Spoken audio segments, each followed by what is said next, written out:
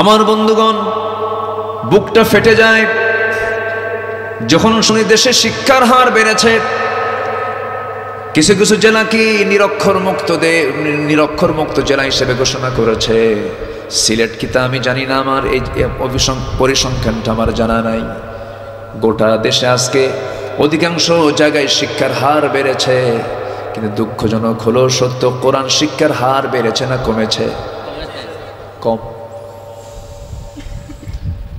কয়জন ছাত্র মাদ্রাসায় পড়ে,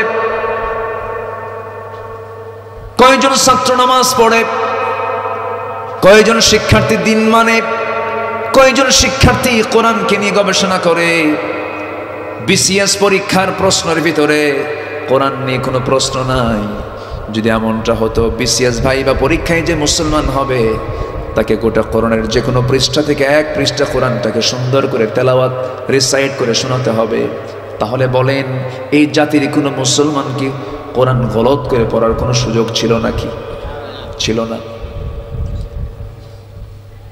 আমার বন্ধুগণ, শিক্ষার হার বেড়েছে, কিন্তু বাট পিতামাতার প্রতি যে সেবার হার বেড়েছে না কমেছে? কমে গেছে। তাহলে শিক্ষার হার বাড়লো, পিতামাতার সেবার হার কমলো, তাহলে শিক্ষার ভিতরে কিছু ত্রুটি, অপূর্ণতা আছে। আসতে বলবেন না, আছে না নাই? আমি 3টা আয়াত দিয়ে তেলাওয়াত দিয়ে শুরু করেছি আলোচনা।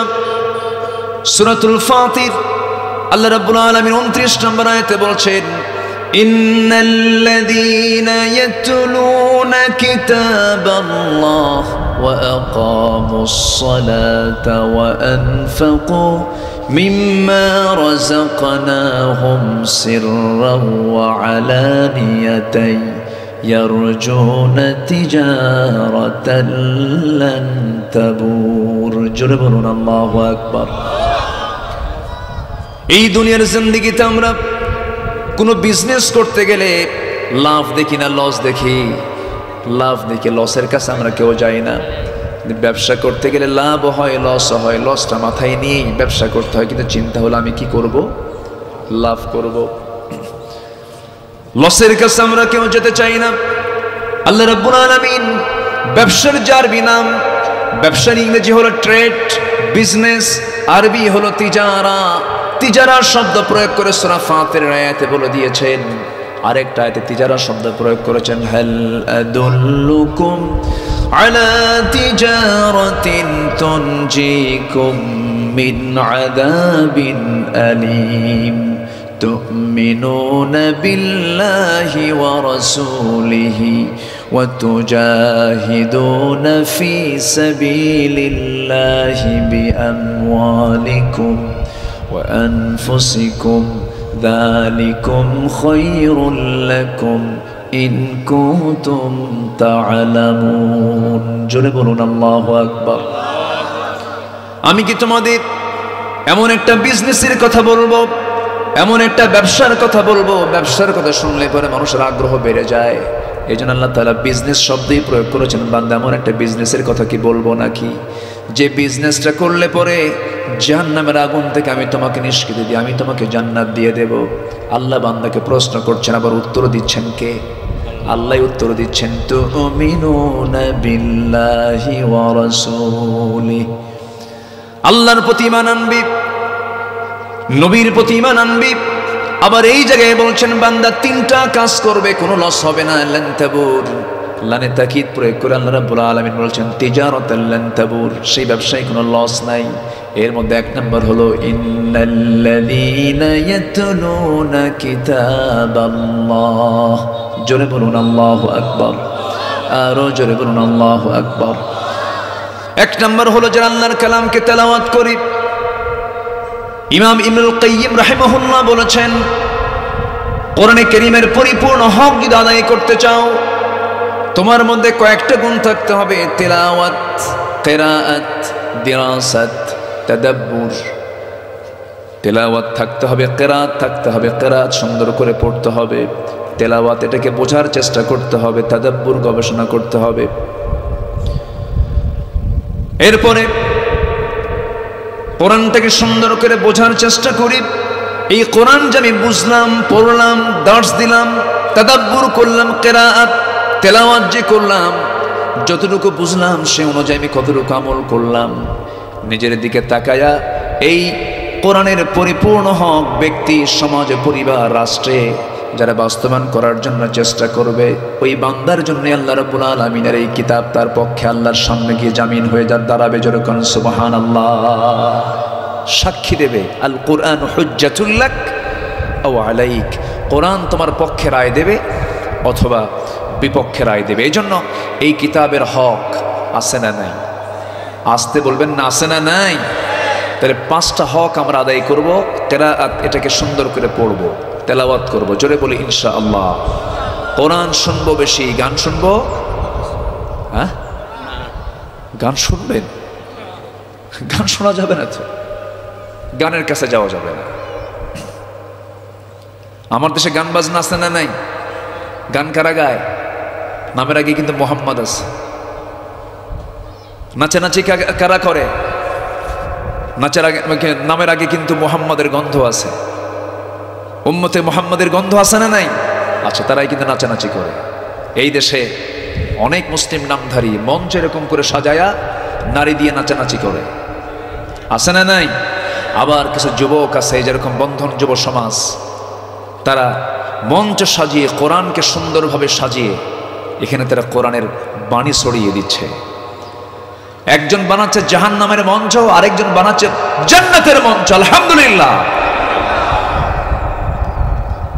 সম্মানিত ভাইরা, কিন্তু দুঃখ লাগে আজকের সমাজে ভালো কাজ সহজ না মন্দ কাজ সহজ? আজকের সমাজে বৈধ কাজ সহজ না অবৈধ কাজ সহজ? অবৈধ কাজগুলো সহজ আর বৈধ কাজগুলো কঠিন। যে সমাজে ভালো কাজ কঠিন হয়ে যাবে এবং মন্দ কাজ ইজি হয়ে যাবে, সহজ হয়ে যাবে, ভাবতে হবে সেই সমাজের মধ্যে একটা পচন ধরেছে, সেই সমাজের মধ্যে কোন একটা জাহেলিয়াত কাজ করছে। আগের যুগ ছিল ওল্ড জাহেলিয়াত, এখন হয়ে গেছে নিউ জাহেলিয়াত। কেমন করে? আগের যুগে মদ খেত মানুষ যে বশের মধ্যে রেখে, মানে পচায় পচায় তারা মদ রাখতো বাড়িতে বাড়িতে। এখন সেই মদ আপডেট ভার্সন হয়ে উঠে গেছে এখন শীতাতপ নিয়ন্ত্রিত দোকান ঘরে। আমি কি ভুল বলতেছি নাকি? দামি দামি জায়গায়, এয়ারপোর্টে যাবেন, একদম আপনার চোখের সামনে নাকের ডগায় নিয়ে রাখছে মদের বোতল। কোন কোন মদ খাবেন, বিভিন্ন ক্লাসের মদের বোতল আছে। তাহলে আগেও মদ ছিল একভাবে, এখন এটা আপডেট ভার্সন হয়ে চলে আসছে সামনাসামনি। আমার দেশ কি অমুসলিম দেশ না মুসলিম দেশ? মদের বোতল আছে না নাই? আবার মদের ফ্যাক্টরিও আছে না নাই? গত 2 তারিখে 2রা নভেম্বর আমার চুয়াডাঙ্গার দর্শনায় মাহফিল ছিল। দর্শনায় একটা কোম্পানি আছে কেরুয়ান কং মদের ফ্যাক্টরি, এবছর কয়েকশো কোটি টাকা লাভ হয়েছে। আলহামদুলিল্লাহ। কি বলবেন বলেন? তাহলে আমার দেশ প্রোডাক্ট করে লাভ করেছে, তারা এটা প্রোডাকশন দিয়ে লাভ করেছে, সেটা আমার দেশের এই কি বলে বাজেটের ভিতরে এটা চলে আসে। সম্মানিত ভাইয়েরা, তাহলে আমরা মুসলমান মদের ফ্যাক্টরি দিচ্ছি, মদের লাইসেন্স বের করে মদের দোকান দিচ্ছি, মদের কাস্টমার সেখানে যাচ্ছে। এমন কিছু হুজুর আছে তারা আবার মদের ফ্যাক্টরি উদ্বোধন করে, যে বলে আল্লাহ এই মদের ফ্যাক্টরিতে বরকত দিয়ে দাও। আছে। আমার রাসূলও জানতেন না কে জান্নাতি আর কে জাহান্নামী। লা ইয়ানজাহাদুম মিনকুম, তোমাদের কেউ নাজাত পাবে না। রাসূলকে প্রশ্ন করা হলো, হে রাসূল আপনিও কি?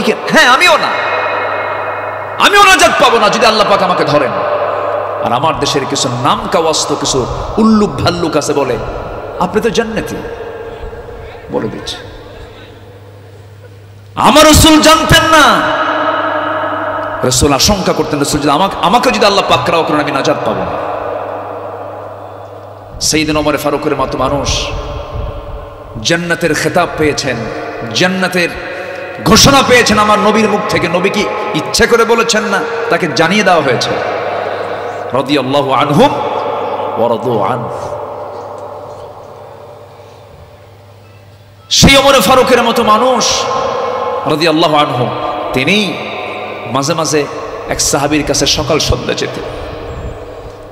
যে বলতেন, ভাই হুযায়ফা, আমি তো জানি আমার রাসূল তোমার কাছে মুনাফিকের তালিকা রেখেছেন, মুনাফিকের লিস্ট রেখেছেন, বলো তো ওই তালিকার মধ্যে আমি ওমর আমার নামটা আছে নাকি?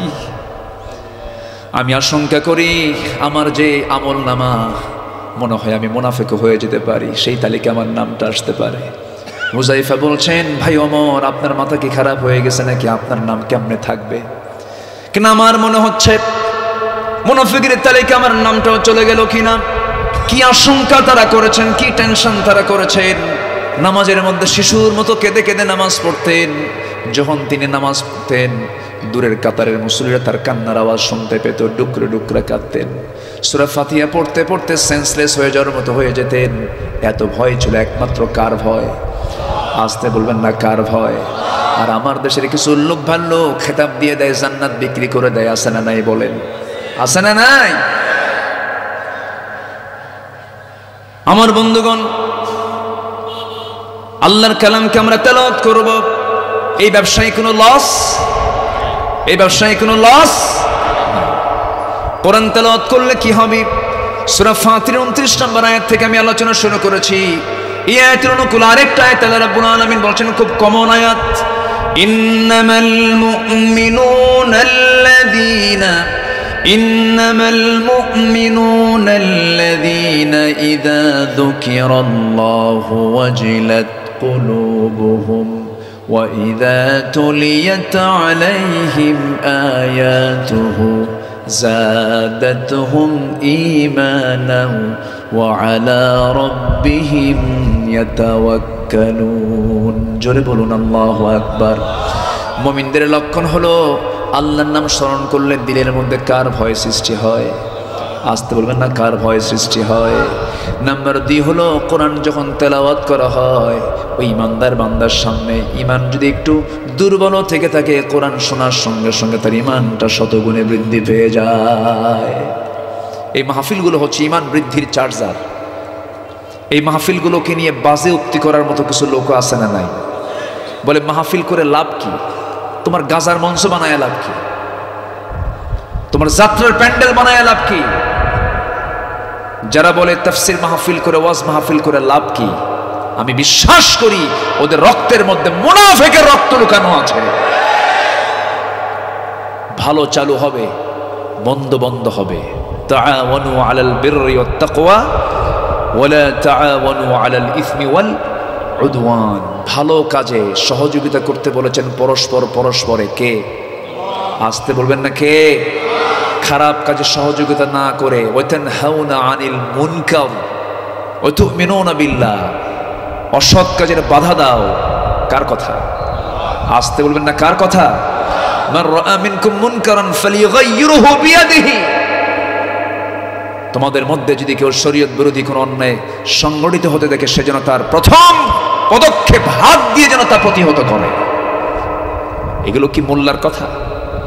আমি মোল্লা, আমি বলতেছি আমার মোল্লা, আমি মোল্লার কথা বলেছেন মুহাম্মদ সাল্লাল্লাহু আলাইহি ওয়াসাল্লাম। আজকে মুসলমান চুপচাপ, কোনো কথা বলে না, জানেন? আজকে মুসলমানের মুখ থেকে সত্য কথা বের হয় না। অথচ সূরা আহজাবে আল্লাহ তাআলা বলছেন, একটা আমল করো, আমি তোমার সমস্ত গুনাহগুলোকে মাফ করে দেব। যেরকম সুবহানাল্লাহ, একটা আমল করো। আল্লাহ রাব্বুল আলামিন বলেন, ইয়া আইয়ুহাল্লাযীনা আমানু ইত্তাকুল্লাহা ওয়া কুলু কাওলান সাদীদা يصلح لكم أعمالكم ويغفر لكم ذنوبكم ومن يطع الله ورسوله فقد فاز فوزا عظيما জোরে বলুন আল্লাহু আকবার। আল্লাহকে ভয় করো, সোজা সাপটা কথা বলো, স্ট্রেট ফরওয়ার্ড কথা বলো, আনায়া বানায়া মিনমিন করে দুই দিকেই থাকবা, দুই দিকেই পা দিয়ে কথা বলবে, এমন কথা তুমি বলতে যেও না। তেল মারার অভ্যাস বাদ দিয়ে দাও। ইমানদার তেলবাজ হতে পারে না, ঠিক কিনা বলেন? ইমানদার কথা বলবে বাঁকা কথা না সোজা কথা, তেল মারা কথা না সোজা কথা। ওয়াকুলুল হক ওয়া ইন কানা মুররান, সত্য কথা তুমি বলবে। তাহলে কি হবে? তোমার আমলের ভিতরে যদি কোনো গলত থেকে থাকে ইউসলিহ লাকুম আ'মালাকুম, আল্লাহ রাব্বুল আলামিন সংশোধন করে দিবেন তোমার আমলনামাগুলো এবং তোমার तमाम জিন্দেগীর গুনাহগুলো maaf করে দিবেন। গুনাহ যদি কারো maaf হয়, আমল যদি সংশোধন হয়ে যায়, তার ঠিকানা জাহান্নাম হওয়ার কথা না, জান্নাত হওয়ার কথা। জান্নাত তো হয়ে যাবে। আমার বন্ধুগণ, জান্নাত পাওয়ার জন্য বেশি কিছু লাগবে না। জান্নাত পাওয়ার জন্য আমি যতটুকু কোরআন পড়েছি, হাদিস পড়েছি, আমার ভাঙ্গা চূড়া ইলম দ্বীপ, আমি যতটুকু বুঝতে পেরেছি, যদি কোনো বান্দা এই দুনিয়া থেকে বিদায় হওয়ার আগে শিরিক মুক্ত জীবন যাপন করে যদি যেতে পারে, আর হক লঙ্ঘিত কোনো গুনাহ যদি না করে যেতে পারে, আল্লাহ তাআলা তার জন্য 8টা জান্নাতের দরজা খুলে দিবেন। জোরে বলে সুবহানাল্লাহ। কিন্তু এই দুটি অপরাধী আজকের সমাজে কম না বেশি? সময় তো অনেক লাগার কথা আলোচনা। দিনের বেলা আমি, জুবাইর ভাই কই যান, বসেন। দিনের বেলা নির্দিষ্ট ডেট হওয়ার কারণে আমি গতকাল মাহফিল ছিল আমার বেশি দূরে না, মাত্র ঠাকুরগাঁ, একদম পঞ্চগড়ের সঙ্গে লাগানো বীরগঞ্জ উপজেলায় মাহফিল ছিল। আজকে আবার আমার মাহফিল আছে রাত্রে মানিকগঞ্জ, রাজবাড়ি লাগোয়া। তো আমাকে নির্দিষ্ট ডেটে আসতে বলা হলো। বললেন, মাহফিল কমিটি বললেন যে আপনাকে আসতেই হবে। বললাম, ভাইজান আমার তো সময় খুব কম, আমি তো শুধু সালামটা দিতে পারবো, কিছু সালামই দিয়ে যান। তো আসছি, এই চাঁদ মাখা মুখ আল্লাহ তাআলা আমাকে দেখার সুযোগ করে দিয়েছেন। আমি খুশি, আপনি খুশি হয়েছেন কিনা জানি না। খুশি হয়েছেন তো? আল্লাহও যেন খুশি হন। জোরে বলি আল্লাহুম্মা আমিন, আরো জোরে আল্লাহুম্মা আমিন। সম্মানিত ভাইরা, তাহলে 3টা কাজে লস নেই। চলতেছে 1 নম্বর, আমরা কোরআন তেলাওয়াত করব কম না বেশি? আজকের সমাজে কোরআন তেলাওয়াতের পরিমাণ বেড়ে গেছে। আগের দাদিরা শেষ রাত্রে উঠতেন, গ্রামের ভিতরে ঢুকলে ফোরকানিয়া মাদ্রাসার আওয়াজ শোনা যেত, ঘরে ঘরে দাদির কণ্ঠে কোরআন তেলাওয়াত কানে আসতো। আর আজকের ভাবিরা ঘুম থেকে উঠি হলো সকাল 10টার দিকে, সারা রাত টক শো দেখে, টক মিষ্টি ঝাল, সিরিয়াল দেখতে দেখতে রাত 1টা বাজে। সারা রাত কুকুর জেগে থাকে, দিনের বেলা ঘুমায়। যারা সারা রাত জেগে জেগে ঘুমের সময় ঘুম না পেরে, তাহাজ্জুদের সময় তাহাজ্জুদ না পড়ে, যারা ফজর না পড়ে ঘুমায়, ওদের চরিত্র হলো কুকুরের চরিত্র। কুকুর সারা রাত কি করে? পাহারা দেয়। কুকুরের ভিতরেও তো আল্লাহর মানে প্রভু ভক্তি তার মধ্যে আছে। কিন্তু আজ মানুষের চরিত্র আজকে কোন দিকে রূপায়িত হচ্ছে? লাহুম কুলুবুন লা ইয়াফকাহুনা বিহা ওয়া লাহুম আ'য়ুনুন লা ইবসিরুনা বিহা ওয়া লাহুম আযানুন লা ইয়াসমাউনা বিহা উলাইকা কাল আনআম বাল হুম আদাল। এটা কি আমার গালি না আল্লাহর গালি? এই গালি কে দিয়েছেন বলেন তো? আমার তো কোনো দোষ না। আমি যে কুকুর বললাম, এই দোষ তো আমার না, এই গালি তো আমার না। এই গালিটা কার দেওয়া? আল্লাহর দেওয়া। ঘুম পাড়াও ইবাদত। আজকে ঘুম হয়ে গেছে উল্টা পাল্টা, ঘুমায় না রাতের বেলা। নিশি কুটুম, কি কুটুম? নিশি কুটুম। অথচ আমার নবী বিশ্বের সেরা মানুষ, এশার নামাজ পড় তিনি কোনো কথা বলতেন না, কথা বলাকে অপছন্দ করতেন, ঘুমায় পড়তেন, উঠতেন সবার আগে। যেরকম সুবহানাল্লাহ। ইবাদতের জন্য ঘুমের দরকার আছে না নাই? ওমিনাল লাইলি ফাতাহাজ্জাদ বিহি নাফিলাতান লাকা আসা আন ইয়াবআসাকা রাব্বুকা মাকামান মাহমুদা। আজকে তেলাওয়াত নাই। যে সমাজে তেলাওয়াত থাকবে না, সেই সমাজটা বরকত শূন্য হয়ে যাবে। যে পরিবারে তেলাওয়াত নাই, সেই পরিবার কখনো রহমত দিয়ে ধন্য হবে না, রহমত মুক্ত হয়ে যাবে। যে দেহে কোরআন তেলাওয়াত নেই, সেই দেহে নানা রোগ সেই দেহে বাসা বাঁধবে। এই জন্য আমরা কোরআন তেলাওয়াত করবো সবসময় কম না বেশি? কম না বেশি? বেশি।